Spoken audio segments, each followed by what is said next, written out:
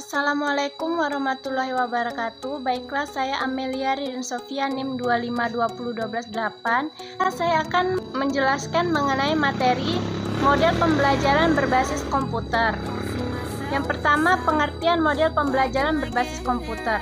Menurut Haig dan Heidi, menyatakan bahwa dengan pembelajaran berbasis komputer, siswa akan berinteraksi dan berhadapan langsung dengan komputer. Sedangkan menurut Warista, mengatakan bahwa pembelajaran berbasis komputer adalah salah satu media pembelajaran yang sangat menarik dan mampu meningkatkan motivasi belajar peserta didik. Jadi dapat disimpulkan bahwa pembelajaran berbasis komputer adalah kegiatan belajar mengajar yang dilakukan oleh guru dengan komputer sebagai alat bantu dalam menyampaikan materi pembelajaran. Kelebihan model pembelajaran berbasis komputer yaitu: 1. Memberikan kesempatan kepada siswa untuk memecahkan masalah secara individual. Yang kedua, menyediakan presentasi yang menarik dengan animasi. Yang ketiga, menyediakan pilihan isi pembelajaran yang banyak. Yang keempat, mampu mengaktifkan dan menstimulasikan metode mengajar dengan baik. Yang kelima, merangsang siswa belajar dengan penuh semangat. Yang keenam, siswa mendapat pengalaman yang bersifat konkret. Yang ketujuh, memberi umpan balik secara langsung. Yang kedelapan, siswa dapat melakukan evaluasi diri. Selanjutnya, kelemahan model pembelajaran berbasis komputer yaitu: 1. Hanya efektif jika digunakan satu orang atau kelompok kecil. Yang kedua, jika tampilan fisik isi pembelajaran tidak dirancang dengan baik. Yang ketiga, guru yang tidak memahami aplikasi pemrograman komputer tidak dapat merangsang pembelajaran lewat media komputer. Sekian penjelasan materi dari saya. Selanjutnya akan dilanjutkan oleh Windy Eka Lestari. Mohon maaf jika ada kata yang salah. Saya akhiri dengan wassalamualaikum warahmatullahi wabarakatuh. Assalamualaikum warahmatullahi wabarakatuh.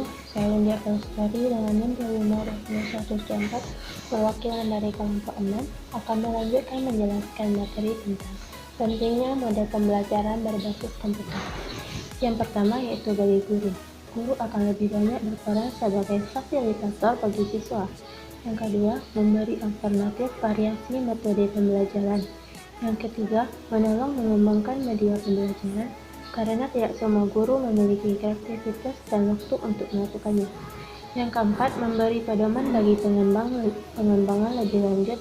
Dan yang kelima, meminimalkan tingkat kesalahpahaman konsep atau teori yang sering dialami siswa sehingga efektivitas dan efisiensi pembelajaran dapat dicapai secara optimal.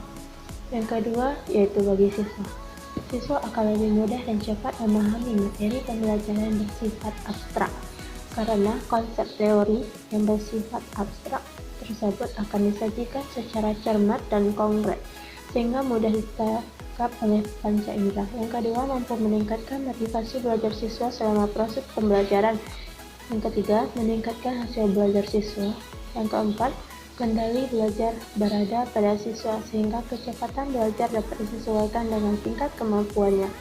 Yang kelima, dapat mengakomodasi siswa yang lambat karena dapat menciptakan iklim yang efektif dengan cara yang lebih individual.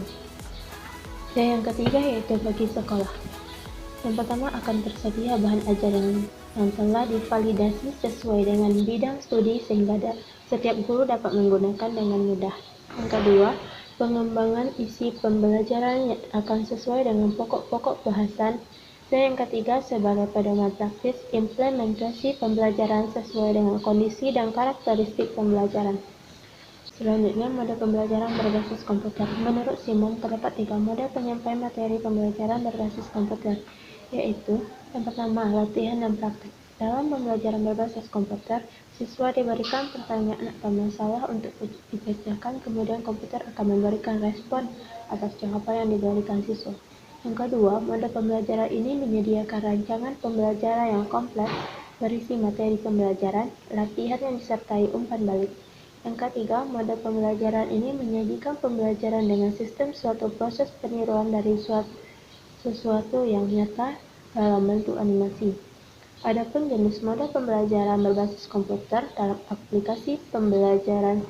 Yang pertama, model DELUS adalah suatu model dalam pembelajaran dengan jalan melatih siswa terhadap bahan pelajaran yang sudah diberikan. Melalui model ini akan ditanamkan kebiasaan tertentu dalam bentuk latihan.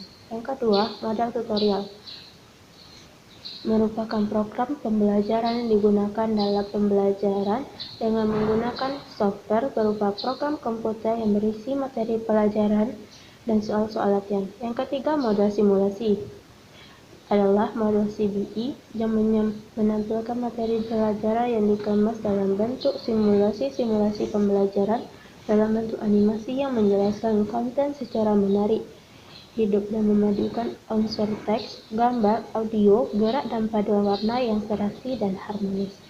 Yang keempat, model instructional games.